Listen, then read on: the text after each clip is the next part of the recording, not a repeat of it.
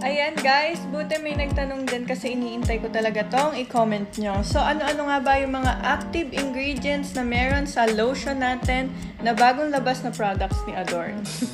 So unang-unang active ingredients po is meron po tayong snail secretion filtrate. Ano nga ba yun guys?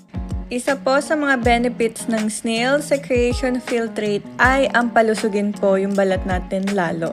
Nagbibigay din po siya ng pagiging moisturize sa balat natin, skin lightening which is syempre nakakaputi, skin cleansing which is lalo pa po niyang palilinisin yung mga skin natin, and of course, anti-aging guys which is magbibigay ng pagiging young looking skin para sa mga balat po natin.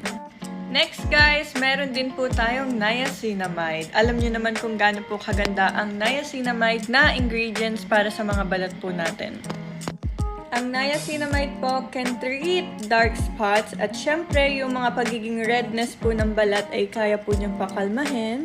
Reduce wrinkles and fine lines which is mas magiging smooth po yung balat natin.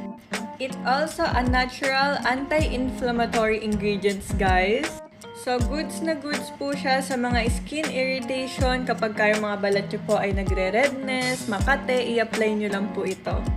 And niacinamide is an effective skin lightening guys. Of course, hindi po mawawala ang alpha-arbutin na napakagandang ingredients din po sa ating mga balat. Ang alpha-arbutin guys, alam nyo naman, ang kanyang mga benefits ay mapapalighten niya po yung mga dark spots na galing po sa mga iba't ibang stress dito sa ating environment. At syempre, mas mapoprotektahan niya po kayo sa mga damages na binibigay ng araw sa ating mga balat.